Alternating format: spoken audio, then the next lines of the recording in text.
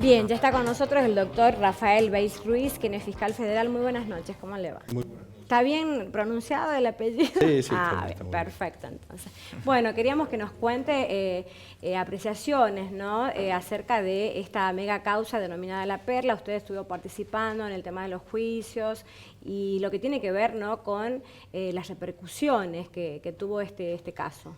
Sí, lo primero que hay que destacar acá, desde el Ministerio Público, que quedó una sensación y un sentimiento de que se hizo justicia sobre 43 imputados que finalmente quedaron. 38 fueron condenados, 28 de los cuales fueron condenados a prisión perpetua y bueno, 10 con distintas modalidades de condenas de 21 años hasta 2 años y pico, y bueno, solamente 5 absoluciones, que esperaremos los fundamentos que den el día 24 o 25 de octubre, bueno, para ver cómo actuamos. ¿Hay posibilidad de apelación del fallo? Sí, desde ya que obviamente algunos puntos ya tenemos en claro que vamos a recurrir ante el órgano superior revisor, pero bueno, de todas maneras es prudente esperar los fundamentos en definitiva, justamente para ver qué es lo que se aparta de lo que en definitiva nosotros acusamos. Contamos un poco a la audiencia la importancia de esta mega causa, porque es una causa emblemática, ¿no? Es muy significativa, no solo por el número de imputados, sino porque creo que el centro clandestino La Perla... número de imputados, número de víctimas también, ¿no? El número de imputados y el número de víctimas. Sí. A ver, para hablar de hacer estadísticas, fueron 354 audiencias que se llevaron a cabo durante 3 años, 9 meses y algunos días. Es lo más importante de todo, 716 víctimas, 581 testigos, un trabajo desde el Ministerio Público que se hizo totalmente a conciencia y con un esfuerzo a veces que demandó quedarse sin feriados, sin trabajar horas de más. Acá, nobleza obliga, tengo que destacar la labor de los otros fiscales que compusieron, digamos, que representaron al Ministerio Público, tanto la doctora Virginia Miguel Carmona como el doctor Facundo Trota. Desde nuestra posición hicimos un trabajo que yo, cuando llegué a ver la causa, era tan grande las dimensiones de esta causa que en un momento, bueno, nos preocupamos por cómo íbamos a organizar un posible alegato, que son las conclusiones de 300 y pico de audiencias, 581 testigos, una cantidad documental, de prueba documental, bueno, que era muy voluminosa, y sin embargo, con esfuerzo, con dedicación y sobre todo con la objetividad que le requería el Ministerio Público, coincidimos en una acusación que finalmente fue receptada en su gran mayoría fue receptada por el Tribunal Oral Federal de Córdoba, y bueno, y salió el veredicto, que en definitiva se produjo el 25 de agosto. Hoy el director de Derechos Humanos de la provincia repudiaba y otro tipo de casos, como fue la causa Ponce Borda, y él hablaba de que hay una impresión general como que se está beneficiando a los represores. ¿Qué opina usted de esta visión? Yo voy a hablar de la parte jurídica. Sí. La parte política no es mi función, no me compete, están los organismos que son los que se piden sobre eso, yo hablo de la parte jurídica. Y sí hay fundamentos que resultan incomprensibles, ya sea desde lo que me toca a mí en Catamarca, porque fui el fiscal de la causa de Capilla del Rosario, como la de Ponce Borda, sí.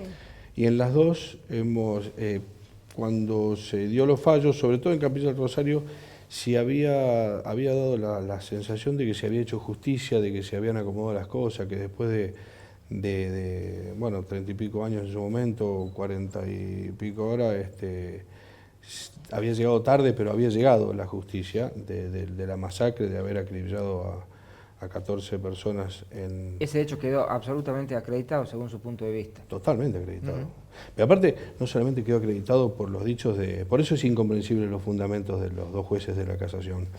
Porque primero, que no le dan valor a los testimonios de las víctimas, lo cual resulta un retroceso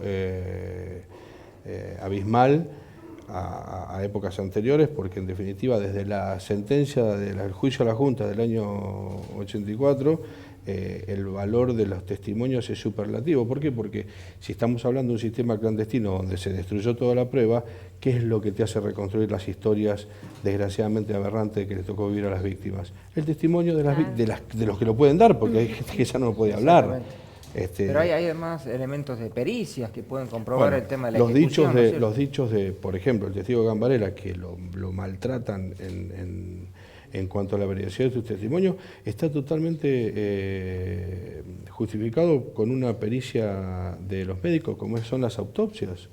O sea, yo tengo una prueba testimonial y una prueba científica que coinciden. Cuando yo tengo una prueba testimonial o un medio de prueba se desvirtúa con otro medio de prueba, no porque no le creo. Bueno, eso es en cuanto a los fundamentos que en definitiva arrojó el fallo, que para mí es un retroceso muy significativo en cuanto a la Capilla del Rosario. Y lo último que ha sucedido estos días, hoy me notificaron formalmente, el día jueves me lo adelantaron, es en la causa de Borde Ponza, que teníamos hoy a las 12 del mediodía una audiencia para que por fin, después de... Ustedes recuerden que la sentencia fue del año 2012. 2012. Se presentó, nosotros en los tiempos procesales correspondientes, formulé el recurso de casación, el cual fue hecho lugar y se le ordenó al Tribunal de Catamarca que dictara un nuevo fallo.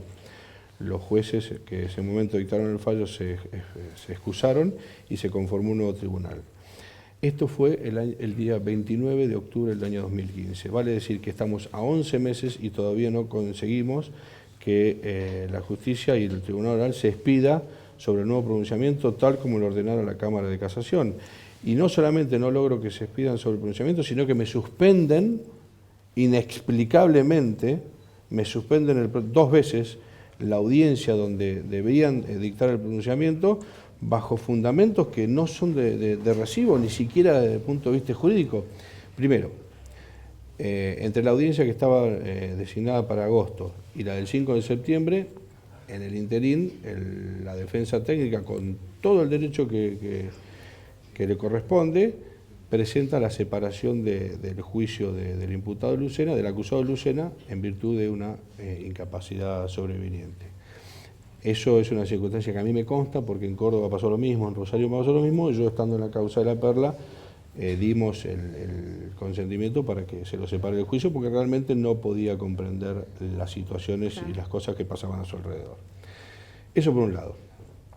Al mismo tiempo se pide el sobreseimiento de Lucena por esta incapacidad sobreviviente y sorprendentemente, y digamos sin ningún tipo de explicación, el Tribunal Oral le hace lugar.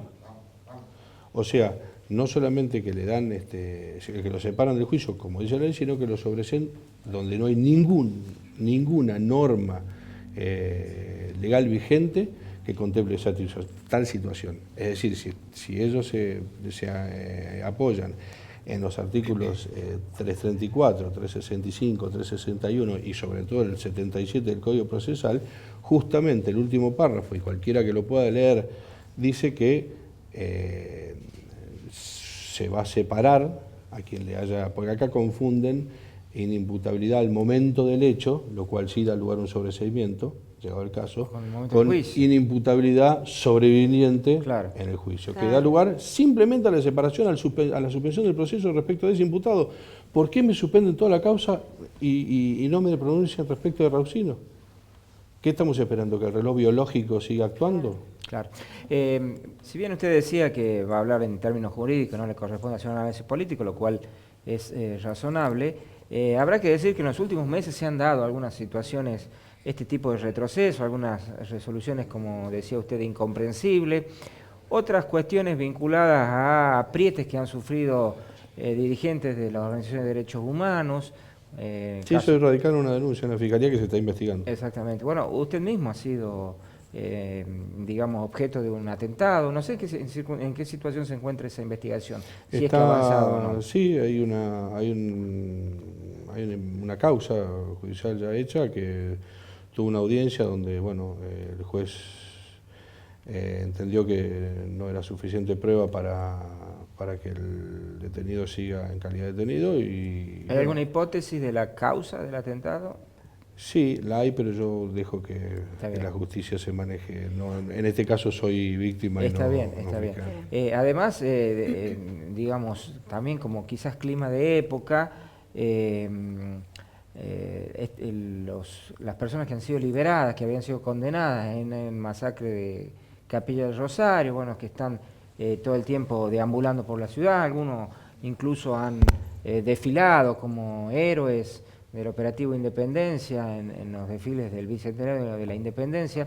Es decir, una serie de circunstancias que hacen pensar que la trama, la tendencia que se venía llevando desde hace años anteriores respecto a la normalidad en el funcionamiento de la justicia, ahora es como que está, digamos, de alguna manera objetada. No le pregunto sobre esto, una opinión sobre lo que estoy diciendo, pero sí si esto de alguna manera puede obstruir el funcionamiento normal de la justicia en los casos que quedan. Yo prefiero pensar, y creo que así es, que los jueces se mueven con total libertad, que el viejo fundamento que era la casa de la bruja y que por el hecho de la pertenencia ya eran condenados y perseguidos, es absolutamente falso y ha quedado demostrado.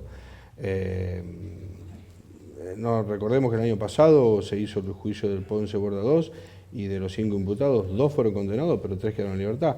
Es decir, a mí me parece que realmente hay que dignificar estos juicios, porque en realidad lo que se está haciendo es lo que ellos no hicieron, darle la oportunidad de un juicio justo. Y esto es un juicio justo con todas las garantías constitucionales. Por eso es que no tengo el número en definitivo de todos los en principio imputados en relación a los condenados. Creo que es muy bajo el número en comparación. Es decir, que acá no hay ninguna casa a la bruja. Cuando las pruebas indican y hablan sobre la responsabilidad penal que le atañe a los acusados, son condenados, y cuando no lo hay, no lo son. Esto tiene que quedar claro, y terminemos con el verso ese de que es la casa de la bruja y que la pertenencia y todo lo demás. No, no es así. Sí, ya para finalizar, ¿cómo continúa esto en el caso puntual del caso Ponce Borda? ¿Tiene que esperar los fundamentos? No, Borda Ponce ya me dieron los fundamentos, sí. Y, digamos, recurrir ante el órgano superior revisor va a ser automático, porque en definitiva tampoco es tan complicado, es simplemente dar fundamentos sobre una arbitrariedad manifiesta, cuando los jueces han optado por una solución no contemplada en ninguna norma jurídica, aplicando una norma que resulta que es justamente para el caso contrario.